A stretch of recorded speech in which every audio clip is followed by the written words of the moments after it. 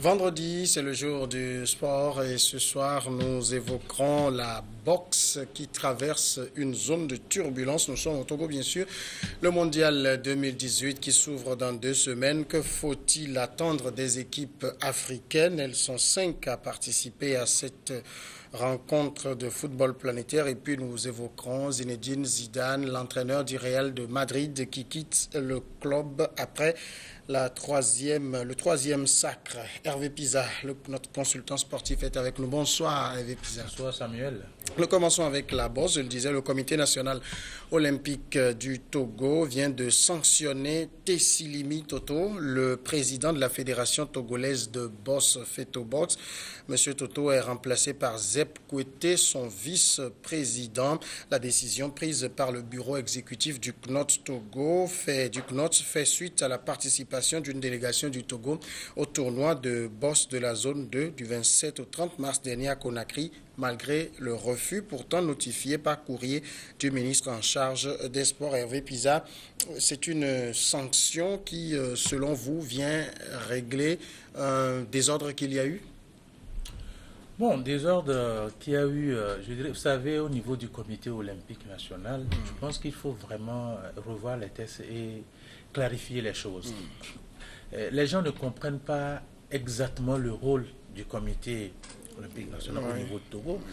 Vous savez, lorsque nous étions aux affaires à la fédération, ils nous ont demandé de souscrire. Mais nous n'avons jamais siégé là-bas. Parce que, vous savez, avant d'appartenir à une centrale syndicale ou à une instance fêtière, il faut vraiment lire les contours et voir le fonctionnement de la chose. Pendant longtemps, vous savez, le Togo, le CNOT a existé, mais le Togo n'a jamais, c'est-à-dire qu'en tant que pays, comme les autres pays, n'a pas excellé en tant que tel en matière du comité olympique. Bon, venir résoudre le désordre, je crois, parce que lorsque vous regardez la fédération de boxe, elle n'a pas de ring. Comment est-ce qu'on peut ne pas avoir de ring et exister? Ça, c'est un désordre. C'est pourquoi j'ai parlé des textes. Comment peut-on parler du football sans parler des terrains de jeu? Déjà, en matière de football, nous nous plaignons par rapport à l'état de nos stades. Au moins, on en a. Le chaudron rouge, à des endroits, l'État a fait des efforts au niveau de certaines municipalités. Nous avons un peu du gazon. Ça se joue aujourd'hui. Mais on se plaint parce qu'il faut des infrastructures pour permettre aux joueurs de bien compétir. Maintenant, au niveau de la fédération de boxe, on n'a même pas le sujet sur lequel on doit débattre. Et ça existe.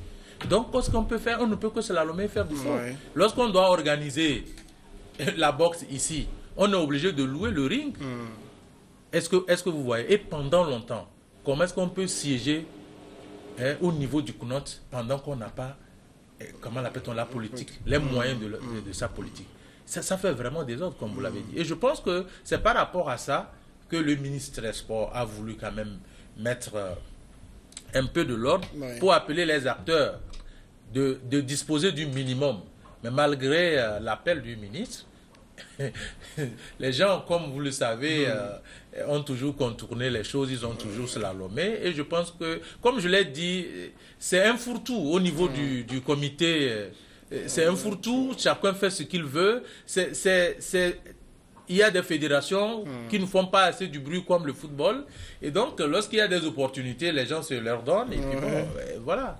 Il s'agissait ici, par exemple, d'une sanction consécutive à une participation à un tournoi de boxe de zone 2. Est-ce que comment on comprend cela? On sait que le Togo a participé parce que pour donner de la compétition aux jeunes, il faut les faire participer à des tournois. Mais on sanctionne les dirigeants pour avoir fait participer des jeunes à des tournois? Oui, Samuel, je pense que nous sommes dans un État. L'État est dirigé. Comme j'ai dit, souvent on dit au niveau de la fédération, toutes les fédérations agissent par délégation de pouvoir. Et donc l'État, avant que vous ne puissiez porter les couleurs du pays, vous devez avoir l'aval du ministère des Sports. Alors, ceci étant, lorsque cette fédération devait aller compétir, le ministère a interdit, compte tenu du fait qu'il y a un certain nombre de choses qui ne sont pas réunies. Ils ont écrit un courrier. Je pense que le ministre les a répondu clairement de ne pas participer. Ce n'est pas parce que la fédération existe, les jeunes existent. D'abord, ces jeunes-là, ils apprennent où? C'est sur quel ring? C'est sur quel... C'est vrai qu'il y a des trucs privés où les gens vont s'entraîner. Mais il s'agit de l'image du pays qu'on va défendre à l'extérieur. Est-ce que vous voyez? Nous en reviendrons par rapport à diverses sanctions qui ont amené certains aujourd'hui à se régler des comptes. Vous voyez? Donc c'est ce que j'ai dit entre-temps. Il n'y a que le football où c'est-à-dire que c'est le sport roi, où tout le monde veut mettre les pieds et tout ça. Mais il y a aussi des indélicats ailleurs. Est-ce que vous voyez? Donc lorsque le ministre vous refuse un truc par rapport à l'image du pays, et vous-même vous vous entêtez parce que vous avez des gens, on appelle ça une insubordination. Et ça ne pardonne pas. Est-ce que vous voyez? Donc, je pense que les sanctions et tout ce qui est en train de se faire, les choses vont quand même... Je pense qu'il faut discipliner à un moment donné. Il faut discipliner les choses. Aujourd'hui, au niveau du football, personne ne fait plus du bruit. OK? Ceux qui dirigent, moi je l'ai toujours dit, quand des gens viennent aux affaires, il faut leur laisser faire leur expérience. Et maintenant, ceux qui les ont donné le pouvoir de faire leur expérience, quitte à eux de tirer les leçons de la chose pour voir si on doit leur renouveler la confiance ou pas. Donc au niveau de la fédération de boxe, je pense que pendant longtemps, même quand l'actuel président du comité et M. Kelani était là-bas, c'était vraiment de n'importe quoi. Les élections reportées par ici, là, des problèmes, des insultes. Franchement, je pense que le ministre doit vraiment balayer, doit vraiment mettre une certaine clarté au niveau de toutes les fédérations. Mais Tessilimi Toto écope quand même, il est suspendu pour une période de 5 ans de toute activité sportive. Son directeur technique écope de la même sanction. C'est pas un peu lourd? Bon, si c'est à la hauteur, ça dit qu'à la hauteur de l'infraction commise, moi je pense que c'est vrai, je ne suis pas juriste, mais je l'ai toujours dit, je suis monsieur texte. Je ne connais pas exactement les textes de la fédération, enfin les textes disciplinaires de la fédération togolaise de boxe, mais je suis sûr que les sanctions ne sont pas prises sur un coup de tête comme ça. Alors, lorsqu'on doit te sanctionner, on doit étayer ça par un article. Donc, si le code disciplinaire de la fédération togolaise de boxe dit que par rapport à l'infraction, c'est 5 ans et plus, je pense que c'est ça qu'on applique maintenant. Allez-y faire autre chose que ce que les textes disent, c'est que ce qu'on appelle de l'abus, et là, l'intéressé peut faire appel. Alors, donc, finalement, aujourd'hui, c'est la fédération de boxe. On se rappelle, il y a quelques jours, c'est une athlète qu'on a fait participer aux Jeux d'hiver qui n'était même pas togolais, mais qui a compéti sous les couleurs du Togo. Finalement, c'est un peu tout le sport togolais qui a des problèmes. Oui, vous savez, lorsque j'ai appris l'affaire, Monsieur Dobo, par exemple, qui a invité aux affaires au niveau du comité olympique national, c'est un monsieur pour qui j'ai beaucoup de respect et je continue par respecter. Mais lorsque j'ai appris l'affaire, ça m'a fait froid au dos. Parce que, vous savez, c'est ça, nous ne sommes pas seulement dans l'administration du football, mais nous essayons de chercher le bien de notre pays, dans toutes les disciplines. Quel conseil il faut donner? Il faut être un modèle, il faut l'éthique aussi. Est-ce que vous voyez? Donc, monsieur, quand j'ai appris l'affaire, à l'époque où il était aux affaires, et on a fait participer une athlète qui n'est même pas togolaise. Mais c'est gravissime. La même athlète avait déjà participé sous les couleurs de l'Inde. Sous les couleurs de l'Inde. Aujourd'hui, elle a été renvoyée au Japon. Elle a été renvoyée clairement. Est-ce que vous voyez? Donc, ça veut dire qu'il n'y a rien en rapport avec l'État togolais. Et pourtant, elle a porté les couleurs du pays. Ça, c'est chose très gravissime. Et je pense qu'à l'époque même, lorsqu'elle avait participé... Et monsieur Bayor, qui est l'actuel président du comité, était le premier vice-président de monsieur Ousdobo. Et je pense même qu'il était chef de délégation. Comment est-ce que ça s'est fait?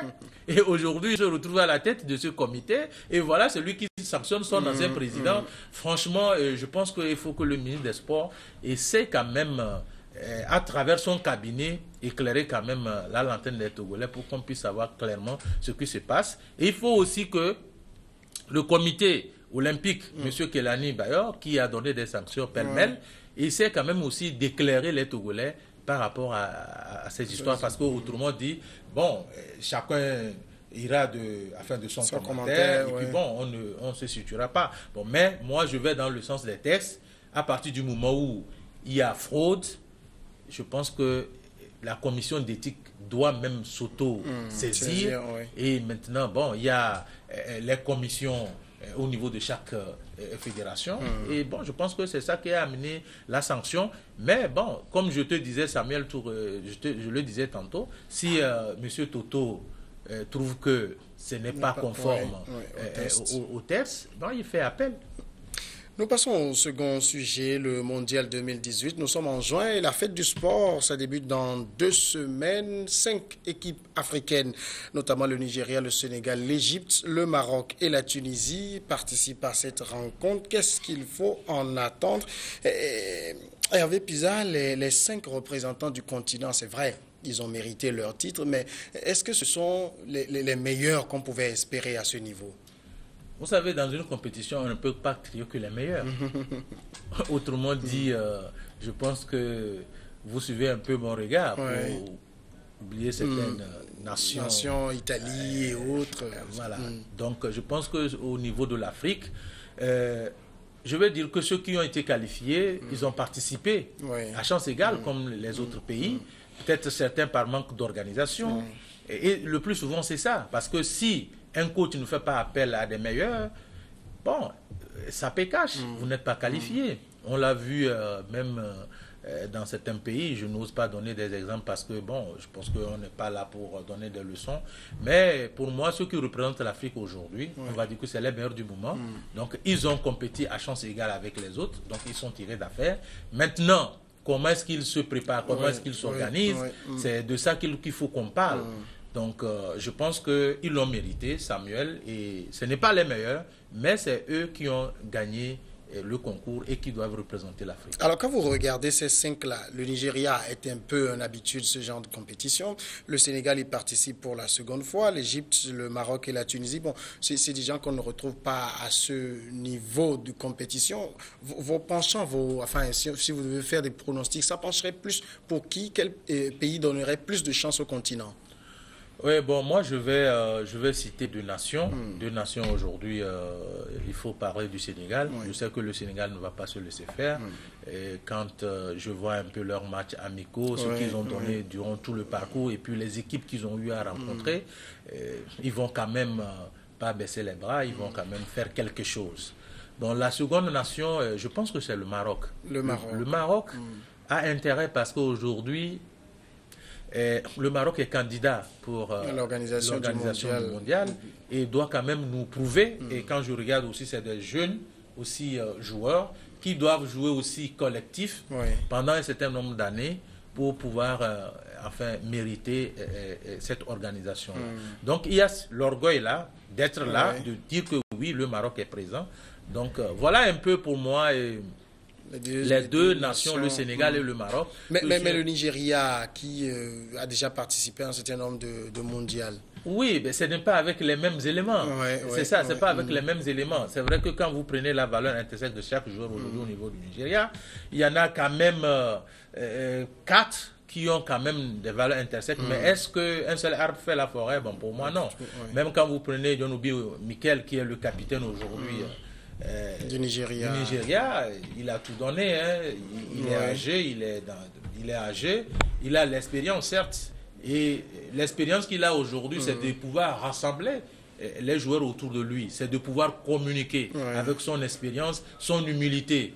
On donne le brassard de capitaine à quelqu'un, c'est pas parce qu'il est meilleur que les autres, mais on regarde la personne, le message dans le groupe, celui-là qui quand même essaie de... C'est-à-dire que quand on parle de consensus, voilà. Donc c'est lui, mais il est sous le poids de l'âge. J'ose croire quand même qu'il va donner de très bons conseils aux autres et ils vont suivre. De toutes les façons, ils l'ont mérité, comme aussi les équipes européennes. Bon, il y aura quand même de toutes les façons des surprises aussi. On a parlé des meilleurs, c'est-à-dire que ceux qu'on pense qu'ils peuvent représenter dignement l'Afrique. J'ai parlé du Sénégal et du Maroc. Mais il peut y avoir aussi des surprises. Oui, la Tunisie. Comme il y en a toujours. Comme il y en a toujours. La Tunisie, on connaît un peu son jeu. L'Égypte, franchement, quand je vois un peu l'handicap de Mohamed Salah, vous savez, quand vous avez un buteur, comme Adebayor à l'époque, qui est à l'approche à 2 semaines d'une compétition, on vous dit qu'il est blessé, parce que c'est un peu compliqué, parce qu'on a vu un peu le parcours, comment est-ce c'est-à-dire que les préliminaires jusqu'à la qualif, ce que Salah a été autour de cette équipe-là, aujourd'hui ne pas être présent à cette compétition, je pense que ça va jouer aussi psychologiquement sur l'équipe égyptienne. Mais ces médecins disent qu'il pourrait être rétabli tout juste, hein, peut-être il manquerait le premier match. Oui, il manquerait le premier match, mais il pourrait être rétabli. Vous savez, ils sont déjà là, il faut rassurer les autres. C'est ce que je dis. Ouais. Autour d'une équipe, il y a des psychologues. Ce n'est pas comme chez nous ici. On joue et puis bon, après, on se crie dessus et machin. Il faut vraiment des psychologues pour aussi amener les autres autour de la chose, comme je l'ai dit.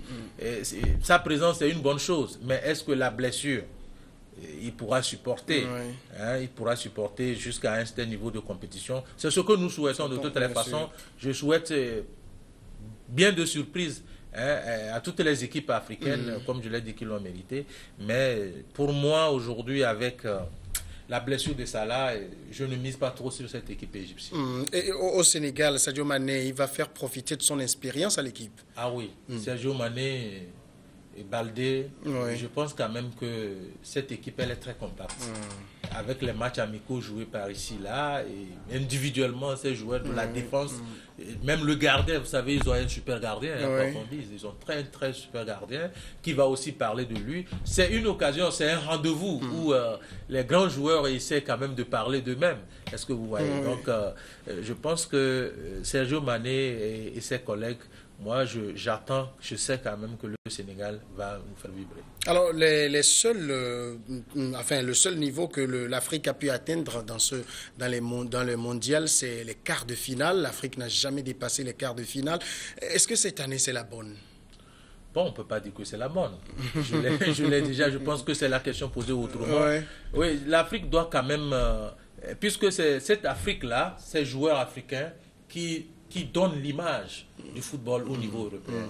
C'est vrai que ce n'est pas le même coach et ce n'est pas la même tactique. Souvent, c'est ça qui est un problème. Le temps de regroupement, c'est quand même difficile pour les joueurs de pouvoir quand même rester dans une posture pour jouer comme dans leur équipe respective. Mais bon, je crois que on ne peut pas dire que c'est la meilleure, mais nous voudrons le mieux pour l'Afrique. Nous voudrons vraiment que ces équipes-là qui représentent l'Afrique parlent et qu'ils nous surprennent, qu'ils aillent au-delà des quarts de finale, comme tu l'as dit. Le Ghana nous a épatés, il devait même aller en finale. Nous était notre ami Suarez qui nous a gâché la fête. Mais je pense qu'il faudrait que les Africains, les joueurs africains restent dans cette dynamique de pouvoir quand même parler de l'Afrique. Et il faut quand même qu'un jour, on atteigne quand même les demi-finales et pourquoi pas la finale. Surtout que nous avons déjà organisé cette Coupe du Monde en Afrique du Sud en 2010 et aujourd'hui le Maroc candidat que nous sommes en train de souhaiter de tous nos voeux. Je pense que ces équipes-là, nous les souhaitons bonne chance de pouvoir quand même, de pouvoir les compter parmi les nations représentées en Russie. Nous passons au troisième sujet. La décision a fait l'effet d'un tsunami dans le championnat espagnol. Zinedine Zidane quitte le Real de Madrid. Troisième sacre pour le technicien français qui, quelques jours après, annonce son départ du club dont il est entré dans l'histoire et plus généralement dans l'histoire du football. Est-ce que, Hervé Pisa, vous avez été surpris par la décision de Zidane? Oh non, pas du tout. Parce que nous avons commenté ici. Hein. Vous savez, lorsqu'il a perdu la Coupe du Roi et il est parti, enfin, il a commencé par abaisser au niveau du championnat, de la Liga. Et il ne lui restait que la Ligue des Champions. Et il avait renouvelé même son contrat jusqu'en 2020.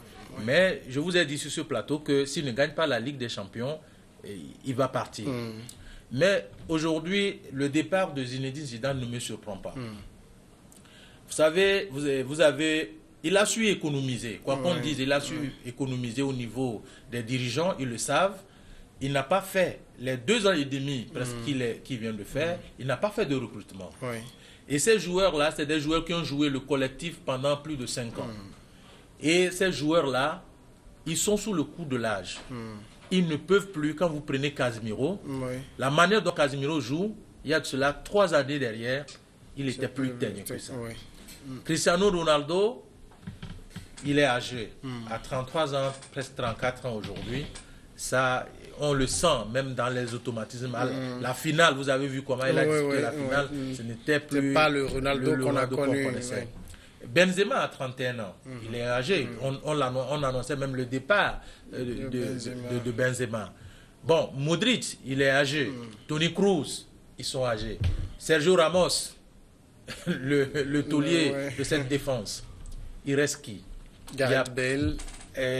Gareth Bale, ça on n'en parle pas. Ce joueur, je l'ai dit, il a été blessé, vraiment pas des petites blessures, donc il ne peut plus. Donc il y a plus de 8 joueurs qui ne sont pas en fond, c'est-à-dire que sur lesquels il ne peut plus compter. Et le Real ne peut non plus recruter plus de 8 joueurs. Est-ce que vous voyez?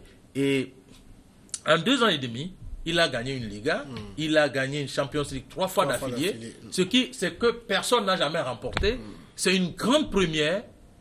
Et je pense que rester, jouer cette année, perdre encore en Liga ou ne pas être qualifié. Bon, il a qualifié l'équipe pour la Champions League prochaine, mais ne pas atteindre, par exemple, avec les mêmes éléments ou même avec un recrutement, ne pas atteindre la finale ou les quarts de finale va maintenant inhiber tout ce qu'il a fait, tout ce qu'il a eu comme palmarès au bout de 2 ans et demi.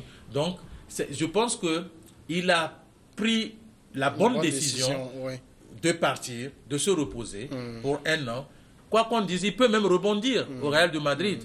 Si celui qui va venir le remplacer, il trouve que bon, certains joueurs sont venus et après 1 an, s'il peut encore faire des propositions à la Maison Blanche pour reprendre les choses en main. Mais je pense que Zinedine Zidane, il est encore jeune, il n'a pas encore 50 ans et il a fait parler de lui-même. Tactiquement, au cours de cette Champions League-là, personne ne peut le démentir. Il a rencontré des équipes très expérimentées. Le Bayern, il a rencontré la Juve, c'est des entraîneurs très expérimentés. Il a rencontré aussi le PSG et franchement, ça n'a pas été facile. Et à chaque fois, les gens disent ce n'est pas les joueurs, mais c'est la tactique, c'est l'entraîneur. Et ça, franchement, c'est indéniable. Et c'est normal quand même qu'il puisse se retirer. C'est une bonne décision. C'est ce que les autres ne savent pas faire. Finalement, c'est un retrait calculé. Un retrait calculé. Ça, vraiment, c'est le mot. C'est un retrait calculé. Et bon, vous avez vu son président dire que, bon, pour eux, cette décision, ils la respectent. Mais ils pensent qu'il reviendra. Il faudrait... Ils veulent qu'il revienne. Mais il ne va pas quand même se retarder pour dire, OK, je démissionne. On m'a dit, bon, et je reviens. Non, ça va être après une saison. Est-ce que vous voyez? Donc, je pense qu'il a pris une bonne décision alors qu'il faut. Et tous les entraîneurs qui veulent vraiment rentrer dans l'histoire avec un certain nombre de palmarès doivent pouvoir quand même copier Zidane. Alors, il y en a qui estiment que Zinedine Zidane, comme vous l'avez dit, est un grand entraîneur. Et quand on regarde, par exemple, la finale livrée contre Liverpool, on sent ce grand entraîneur. Il fait entrer Gareth Bale, il met 2 buts. Oui, c'est là où, on dit que c'est un grand entraîneur. C'est-à-dire, vous regardez, vous confiez des missions à des joueurs et voilà le rôle que je veux que tu joues. Maintenant, Gareth Bale, vous savez, pendant longtemps, il n'a jamais été titulaire. Maintenant, cette finale-là a essayé de le faire rebondir.